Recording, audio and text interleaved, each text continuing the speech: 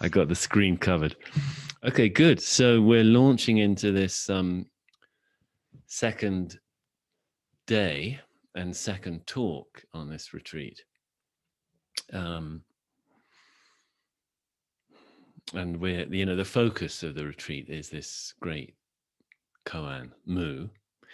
I might just say actually that I've heard our international Sanbo Zen abbot, Yamada Ryoun Roshi, say that he regards Mu as basically the one essential koan, really.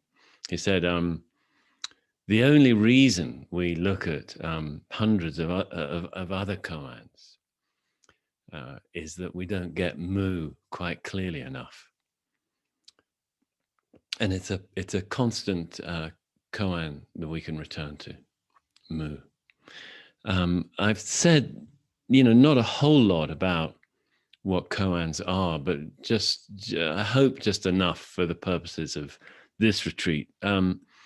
We'll be probably, both Valerie and I imagine, will be returning to the subject in the course of these next talks. Today I'm giving this talk, and tomorrow Valerie gives a talk, and on Sunday I'll give a final talk.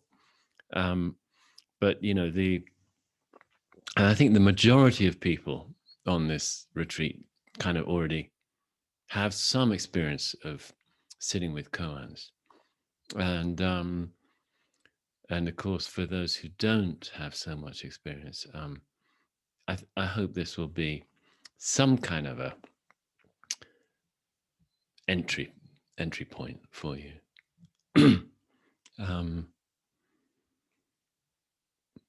Why is Mu such an essential koan? I'm going to read something to you to give a little flavor of that.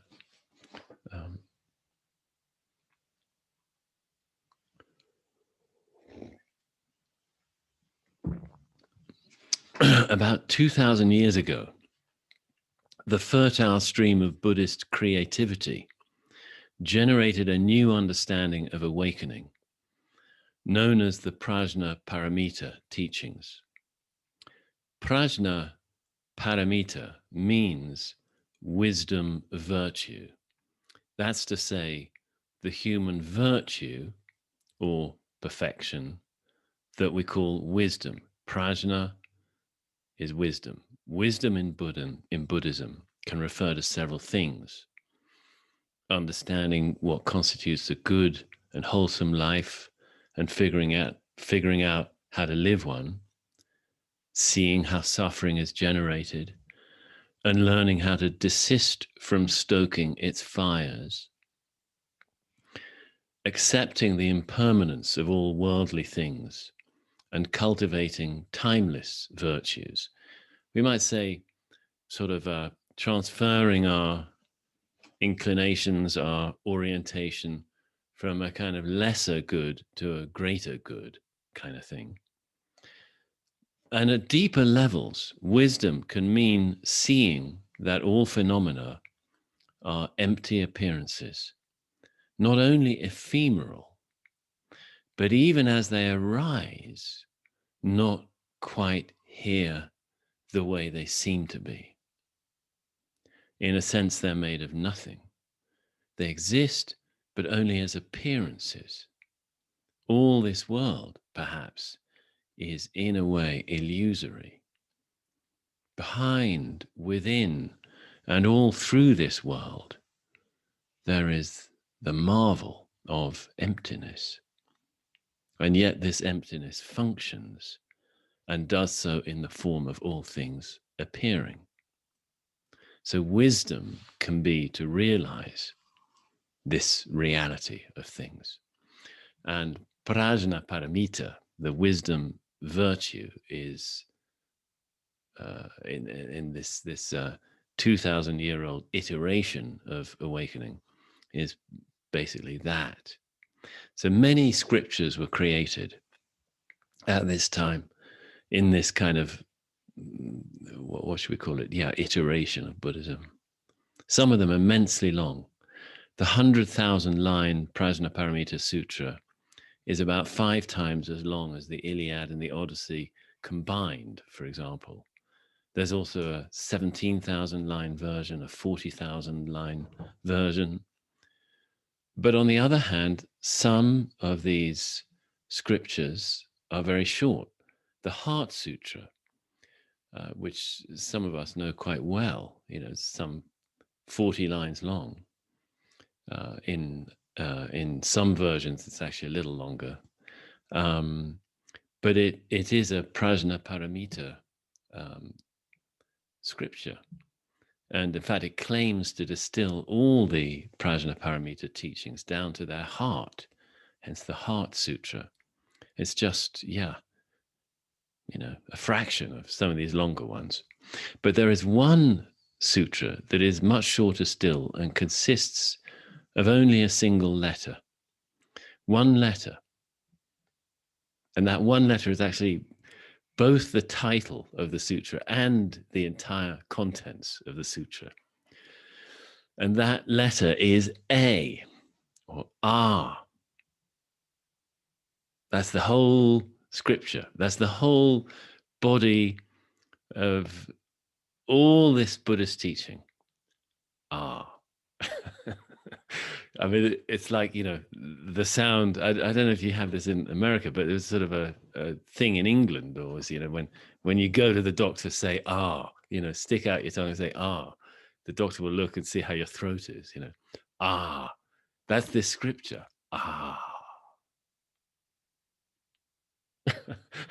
How on earth could that be?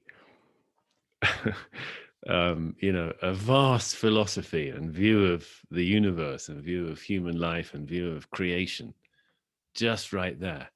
How can that be? Some consider it the supreme iteration of all Buddhism. Well, and this is a. I mean, I hope you're already getting a sense that this in some way relates to Mu. What a koan can be, just one syllable, Mu, could somehow be much, much, much more than could ever be contained in a word as a concept, but a word as a thing, as an object, as a fact, as an appearance, as something real, just as it is. Or Mu, maybe can be much, much more than word as concept. But let me just keep going. There's another congruence with Mu, that in Sanskrit, actually, as in many Indo-European languages, is a negative. It basically means not. Our word apathy, non-feeling, is has that A of negation. Aphasia, without speech. Arrhythmia, without rhythm. It's just that, in the sutra, all there is that of negation. An English equivalent might be non, as in non-returnable, or un, as in unfamiliar, or in, as in incredible. But just the prefix, un, just that, un, or non, in. Why on earth would a single negative, all on its own, without referent or object, encapsulate an all-pervasive wisdom? How could it be in itself, as is claimed, an all-inclusive compassion?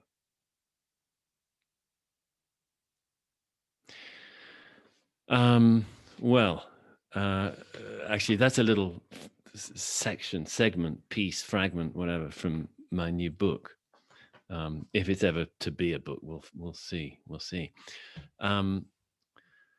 and it poses that question, and I sort of say, that I hope by the end of the book we'll have an answer, kind of thing.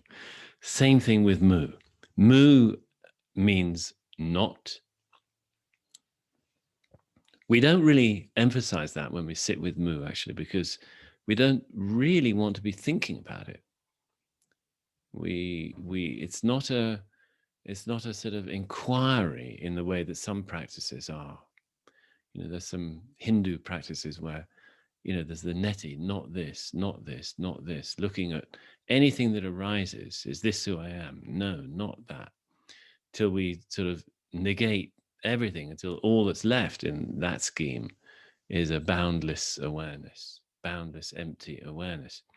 But we don't use mu in that kind of way, actually. We just want to get soaked in mu. We want mu to sort of get bigger and bigger and bigger, in a sense, in our awareness. And we get more and more absorbed into it. It is an absorption practice.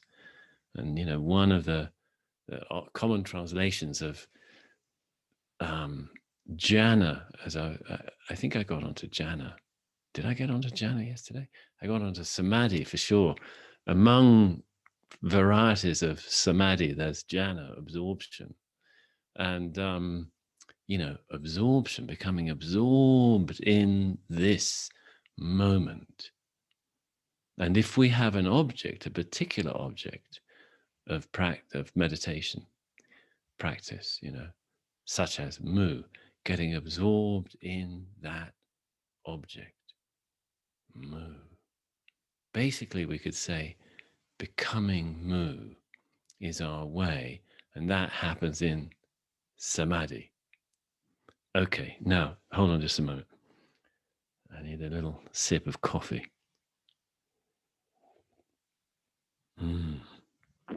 I could get absorbed in that. Wow. It's lovely. Now,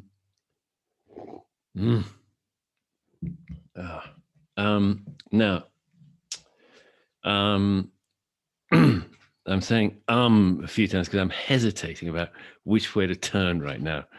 I want to touch actually again on this marvelous little bit of, what's he called?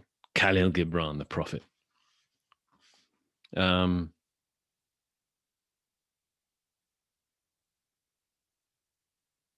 Yeah.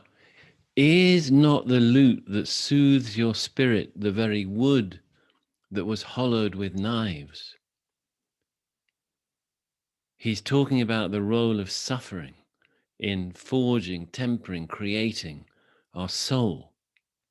When you're joyous, look deep into your heart, and you shall find it is only that which has given you sorrow that is now giving you joy. When you're sorrowful, look again in your heart, and you shall see that in truth you are weeping for that which has been your delight. Some of you say joy is greater than sorrow, and others say, nay, sorrow is the greater. But I say unto you, they are inseparable. They come together. And when one sits alone with you at your board, remember that the other is asleep upon your bed. Verily, you are suspended like scales between your sorrow and your joy. Only when you are empty are you at standstill and balanced. Actually, sometimes this, what we're calling samadhi in this practice, in some other traditions, is known as emptying, kenosis. The Orthodox Eastern Christian Church has a lot more understanding of the way of deep contemplation, of the way of growth through practice, of a sort of cultivation of the spirit, of the soul, of the heart, to be ready for deeper discoveries. And of course, it's framed in terms of God, but it's they see that kind of cultivation and preparation as an emptying. Only when you're empty are you at standstill and balanced. When the treasure keeper lifts you to weigh his gold and his silver, needs must your joy or your sorrow rise or fall. That's an interesting part. We might come back to that, but let me at least just say something about emptying.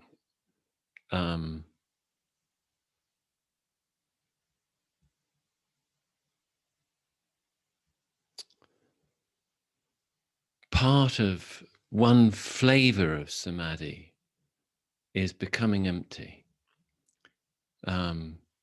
being clear, spacious, and sort of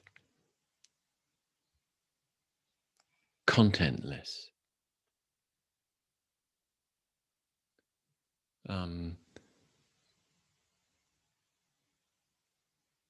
Mu can bring that about.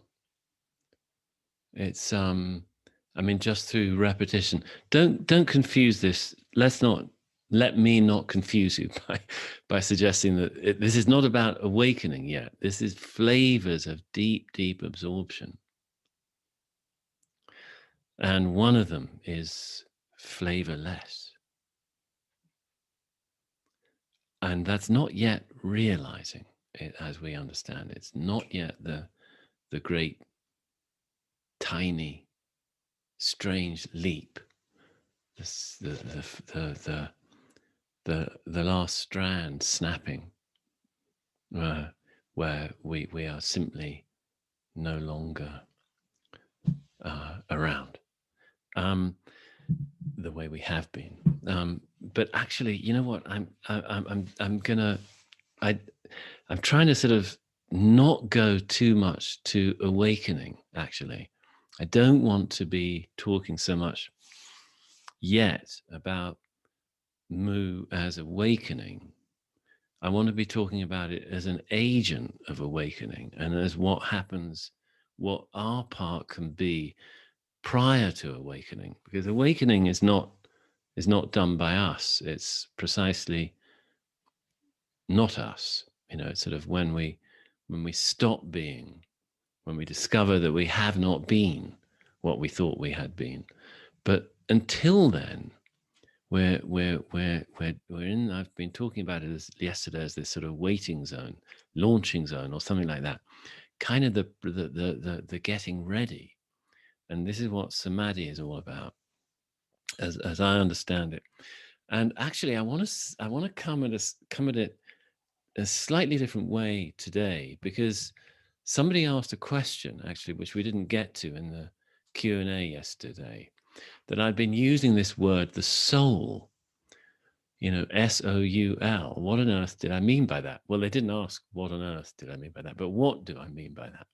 And I think it's a really important point, actually.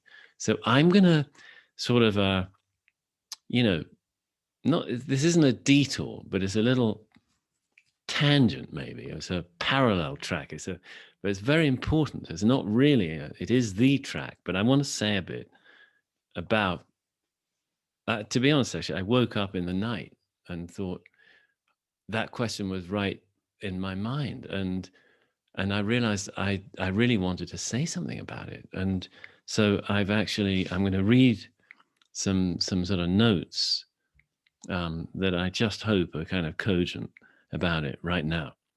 I'm grateful to have been asked this question about the soul, because it got me thinking, what do I mean? What is meant by it? Psyche in English, psyche in Greek,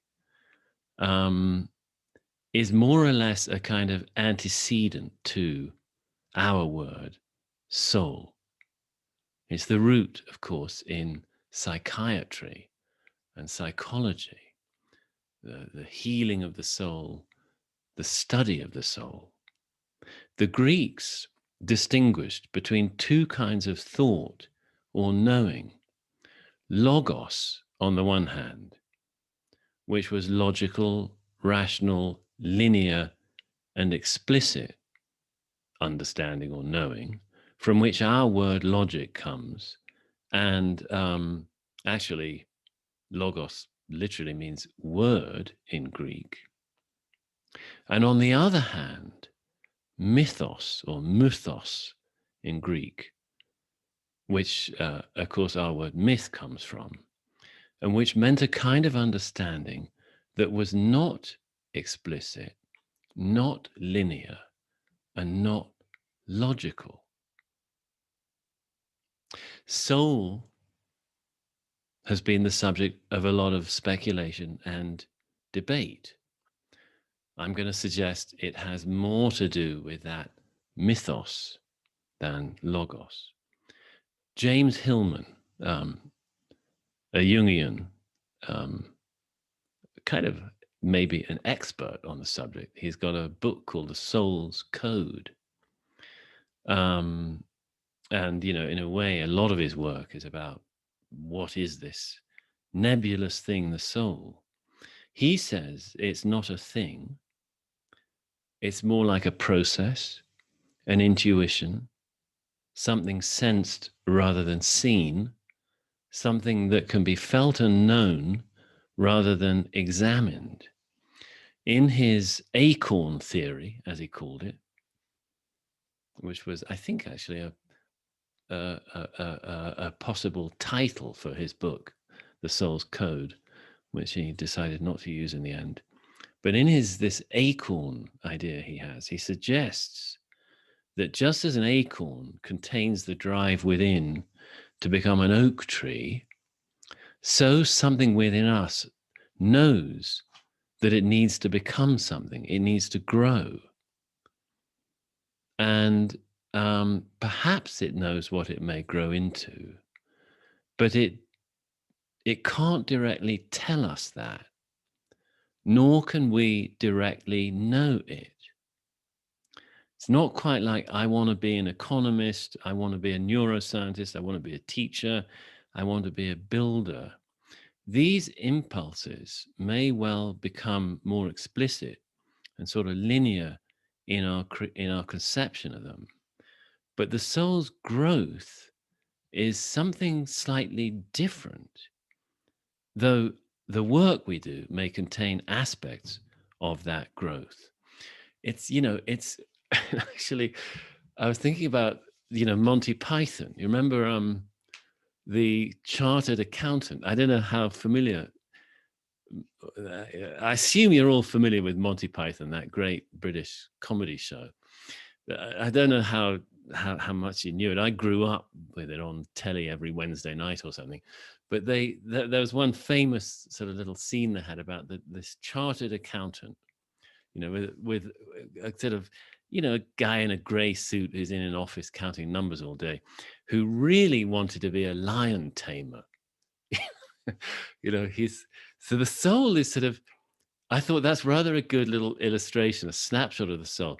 Actually, you might think, well, the soul is the one that wants to be the lion tamer, and something else, some more sort of, I don't know, ordinary logic-based self wants to be the chartered accountant.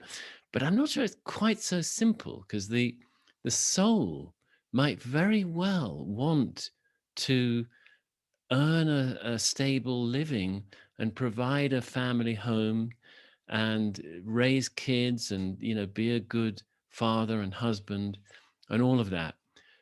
But it also wants to be a lion tamer. It also wants adventure. It also wants a wildness.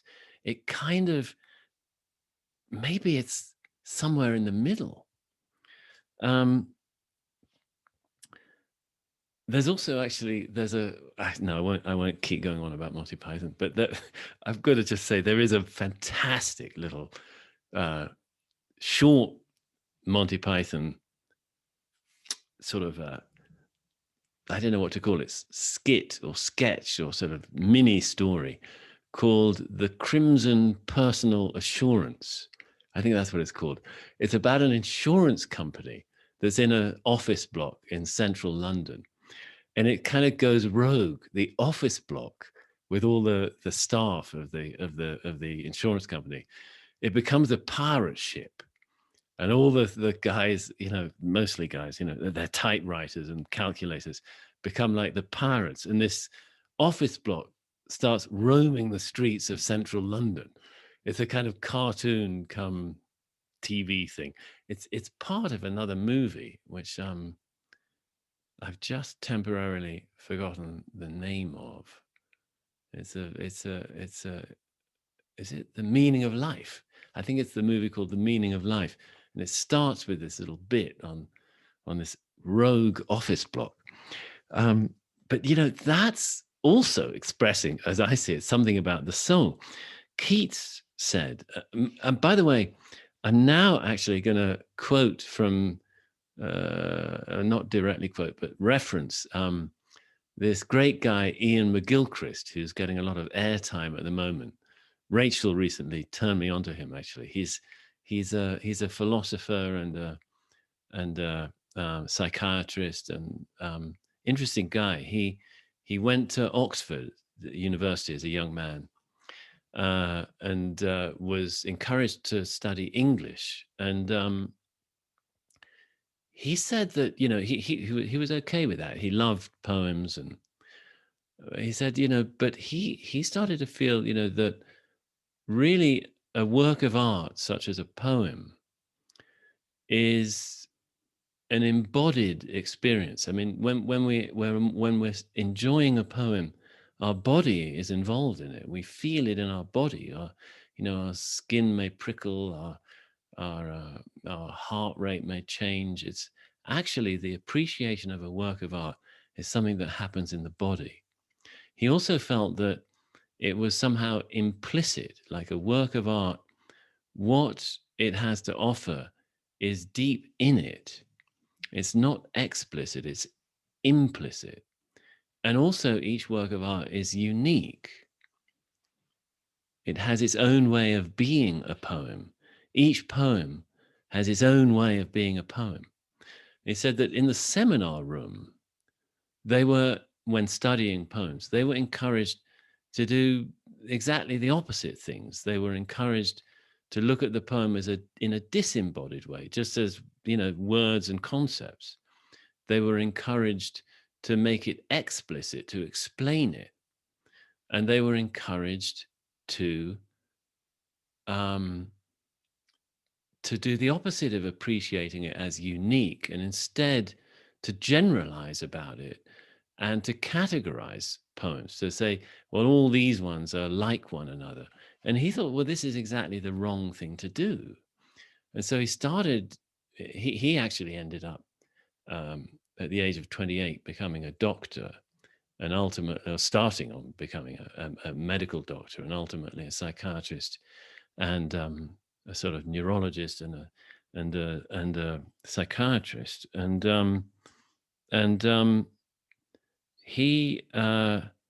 He's got some very good little talks and things that you can find on the internet. And in one of them, he quotes Keats on the soul. Actually, he says, John Keats, the English poet, who died at the age of 25, was it? This world is the veil of soul making. It's a place where souls are made. Again, it's a process, the soul, not a thing. But it is a very important not thing. It's somehow central to who we are, actually. But by the way, just to be clear, the way I see it, and I think McGilchrist and many others as well, is not that the soul is some sort of entity that is in us but not of us, not of the body. No, it's not that. It's not some immortal thing, not at all. It's a principle of growth, how I understand it. I mean, we could say it's some kind of within the broad category of sense of self. It's sort of part of that, but it's different from the self that is defensive, the self that is self-promotional. It's it's a less distinct but sort of deeper part of the self. And it's this part that wants to grow in ways that are probably less visible, but nevertheless tangible, sensible, in other words, feelable by us. We know when the soul is sort of alive and growing and active. Um, it has various sort of indicators. It likes the beautiful, the sublime. It loves an awe-inspiring landscape. It loves wonder. Great, beautiful vistas speak to it and call it forth. It itself is, in a sense, sublime and even perhaps infinite in some way. And it recognizes something of itself in a beautiful landscape. I mean, Wordsworth is a great, the poet, again, is a great sort of student of the soul. His master work, The Prelude, is about the soul growing, some part of him that he thought was the crucial part growing. And that very part for Wordsworth, he felt was deeply taught and instructed when he was a kid growing up among the hills of the Lake District in northern England. Those very hills taught him what his soul was. Now, what does all this have to do with our practice and our samadhi? Well, it's actually kind of interesting, I think, because these days, a lot of the discourse about meditation and mindfulness has been, in the last 30 years especially, has been very influenced by neuroscience. And there's a sense in the zeitgeist right now that practice can be kind of reduced to this logos. It can be about sort of an algorithmic approach to our mindfulness practice. And it can be a matter of the mind and not so much a matter of mystery and mythos and soul. And I agree, actually, for some of us, definitely, probably all of us in the early phases of practice can indeed be about sort of methods for taming a restless mind, for tending a reactive nervous system. But perhaps even then we sense there's a wholesome sort of growth that is asking to happen. And it is not perfectly expressed or met by algorithmic sequences and methods. And certainly as our practice deepens, it must engage the soul as much as the mind. You know, when you look at Buddha, the sort of mature, awakened Buddha in the early scriptures, when he's teaching, you feel he's a sort of soul teacher. He's not just a sort of method teacher. You know, people come to him with their problems, and he's able to respond in a wide variety of ways. It's not all just follow your breath. No, it's not. You know, the grieving young mum, you know, is told to famous story, you know, to find a mustard seed and from a household that hasn't known death. And she frantically goes around the village trying to find a household that hasn't known death. And by the time she's finished her round searching for this household that has not known death, she started to learn. Her soul has been engaged. Growth is starting. Her grief can become I mean, it's just the very beginnings, but her grief can become a means of growth for her soul.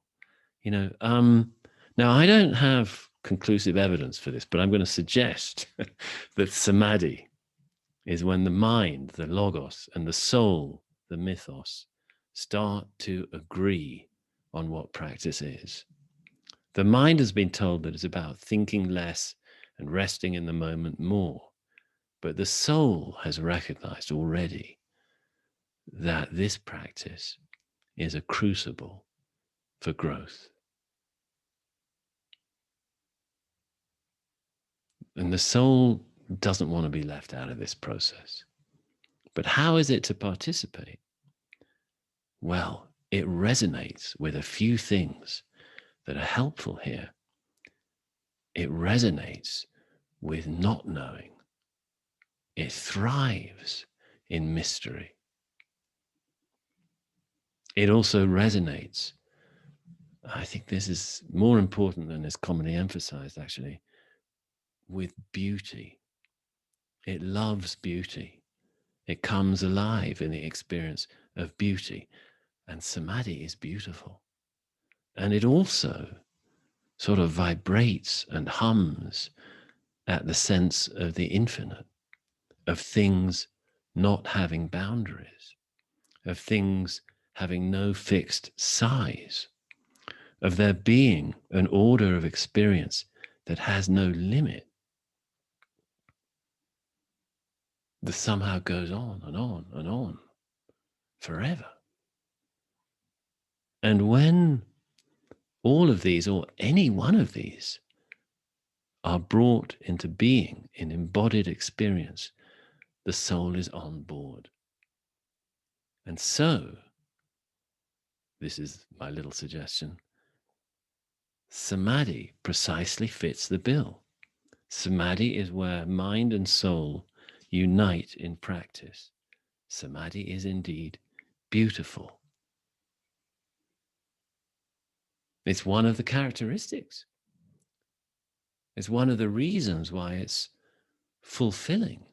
When we are in samadhi, we are fulfilled. It's beautiful to be being. It's beautiful just to be.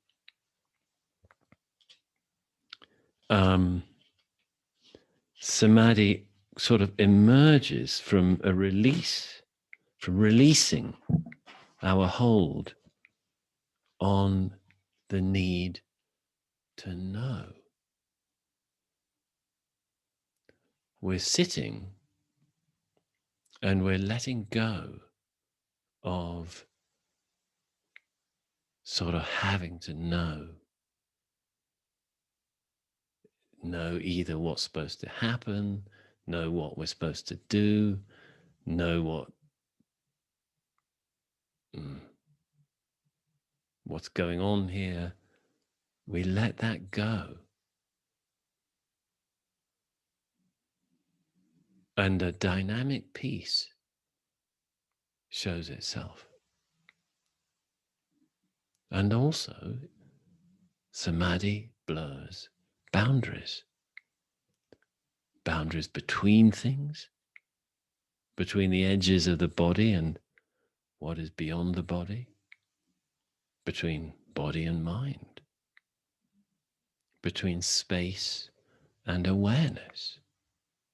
Space and awareness become fused in samadhi. We don't need to distinguish them anymore. And there is also, yes, the dissolving of limits. The experience of absorption spreads wider and wider until the whole of our experience here and now becomes one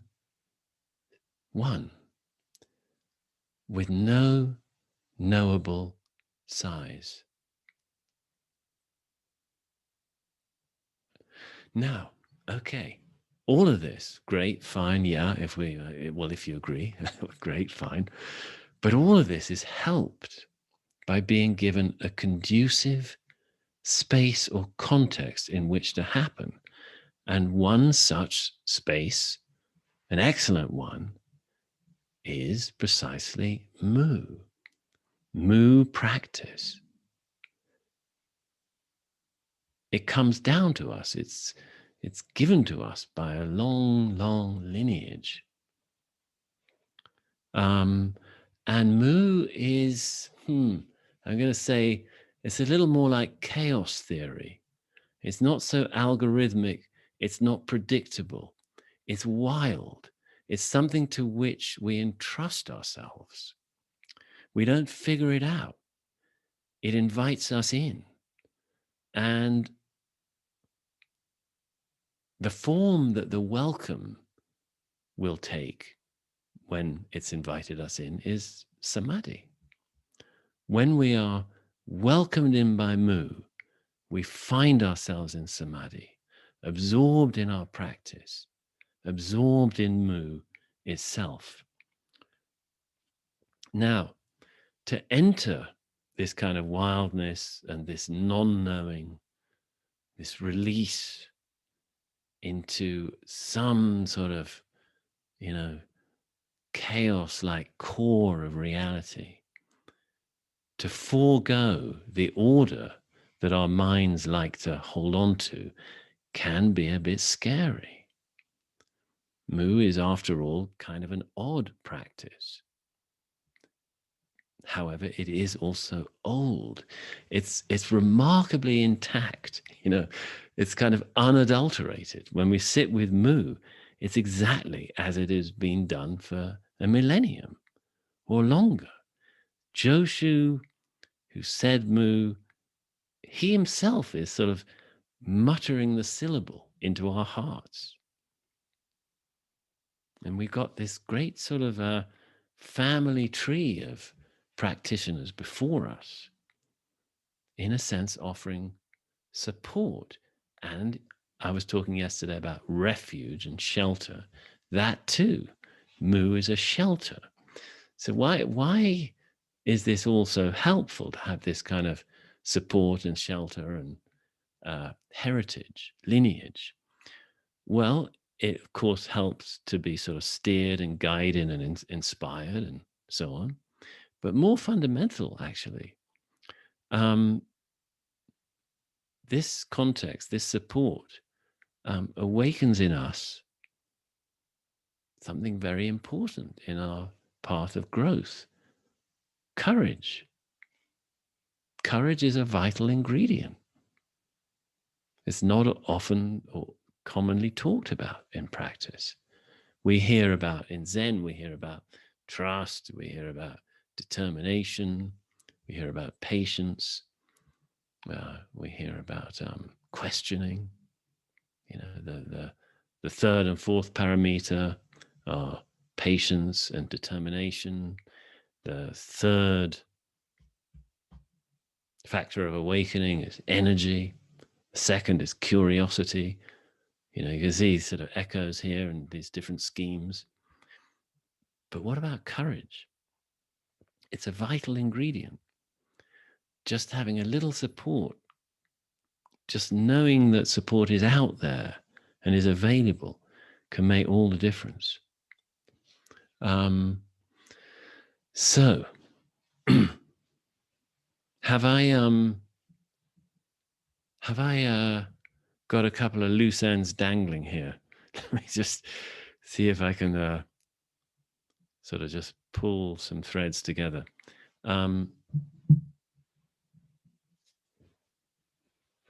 Samadhi is the meeting place. It's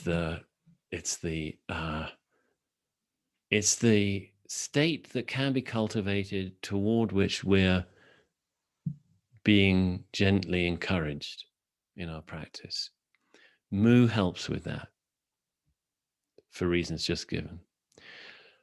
As we are entering it, the the nebulous, sort of unknowable, unquantifiable, non-linear part of us that can be designated with this word soul comes on board. You don't have to really sort of, don't bring the mind of knowing to this, like, oh, well, I've got to figure out what this soul thing is. No, not at all. It's just a feeling that positive growth is engaging us, is happening here. It enlivens us. And that part of us loves the possibility of going into mystery, of not knowing. It loves the possibility of somehow meeting the infinite. It loves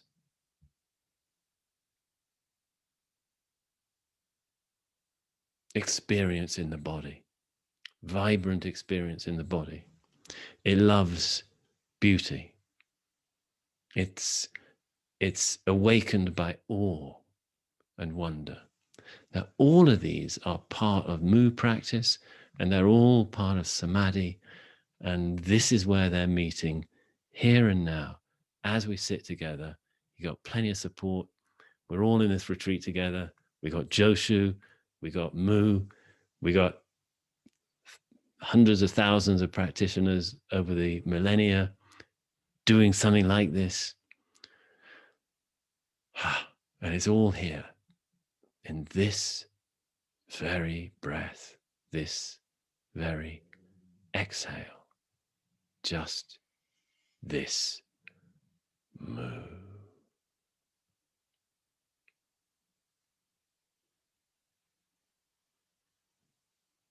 Mu. Mu. Okay, so I think, I'm not sure what Valerie will be talking to tomorrow, but I guess we're inching closer to the end of the diving board. Our toes are just hanging over the edge now.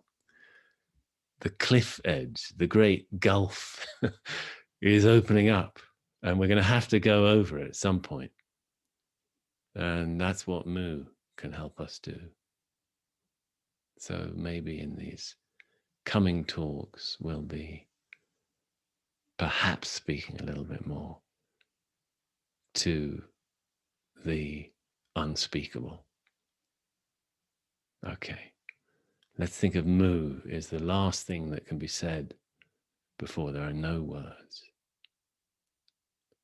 Mu. Mu is the little thread made of nothing that can pull us gently over the edge into the unsayable. Mu. Okay. Thank you very much. Onward.